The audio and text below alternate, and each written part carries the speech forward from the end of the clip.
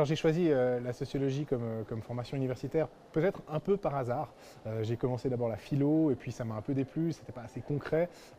J'ai pris ensuite le tronc commun en sciences sociales sans savoir tout de suite que j'irais en sociologie, mais ça s'est assez vite avéré être vraiment la voie qui me convenait le mieux parce que c'était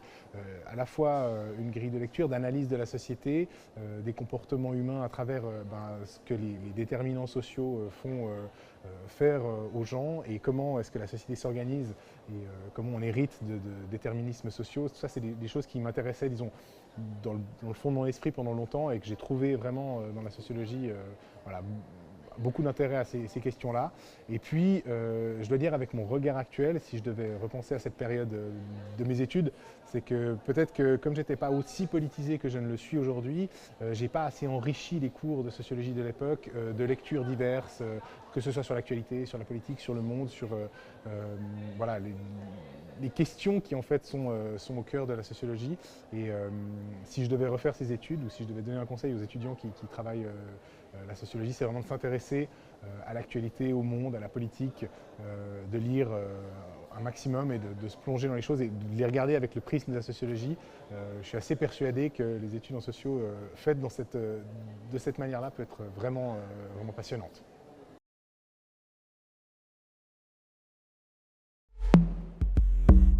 Je ne crois pas que la sociologie soit vraiment pertinente au quotidien dans mon travail de manière très directe.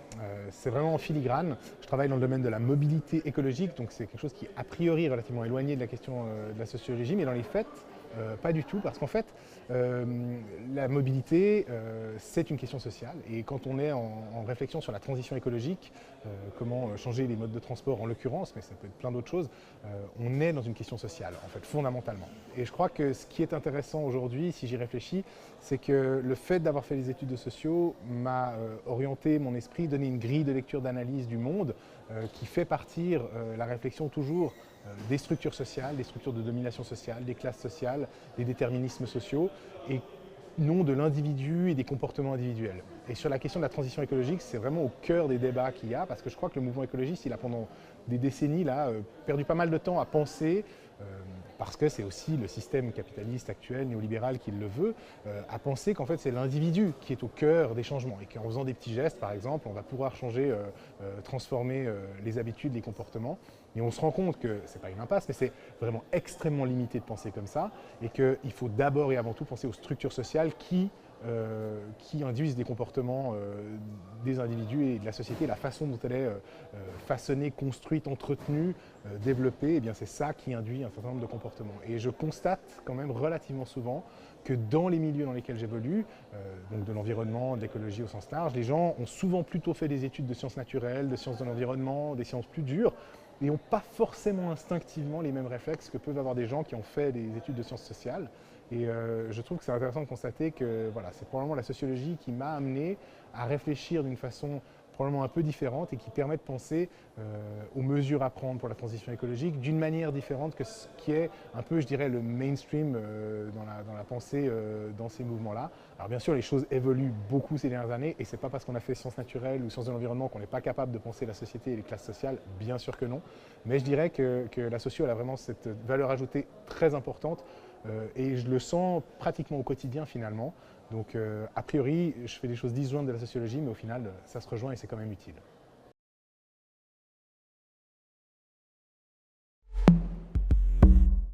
Alors, je crois que la sociologie, c'est vraiment une science qui est encore relativement jeune. Hein. On n'a pas des siècles de recul sur cette manière de penser. Je crois que c'est utile et indispensable pour avoir une réflexion sur nous-mêmes en tant que société. Et la maturité de l'humanité au sens, disons, large, au sens de la civilisation, au sens de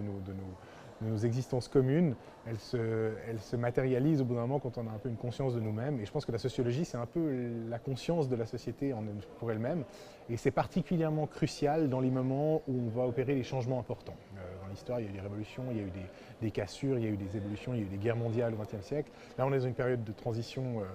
très difficile, avec un capitalisme à bout de souffle, avec une montée de l'extrême droite, du fascisme au niveau mondial. Et en plus de tout ça, et probablement c'est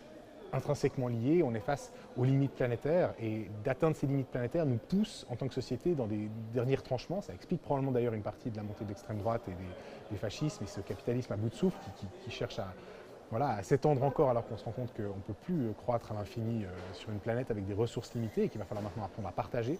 Donc on est dans un moment de transition, de basculement qui peut aller vers le pire mais qui pourrait aussi aller vers le meilleur. Et la sociologie, à mon avis, elle est indispensable dans ces moments de transition civilisationnelle pour comprendre le monde dans lequel on est, comprendre pourquoi les comportements sont ceux qui sont dans notre monde économique et notre organisation sociale. Et en fait, la tendance qui serait instinctive dans notre monde, encore plus parce que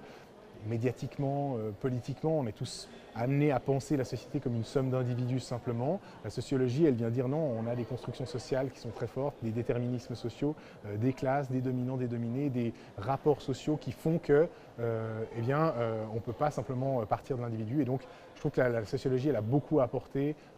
pour regarder le monde tel qu'il est et puis probablement l'aider à se transformer. Et je pense que la sociologie doit avoir un rôle, moi je ne suis pas sociologue parce que je ne suis pas devenu sociologue même si j'ai fait ces études, mais je pense que la sociologie elle a vraiment un rôle important à jouer pour aider cette société à se transformer et à trouver le chemin qui soit peut-être pas le meilleur parce que ça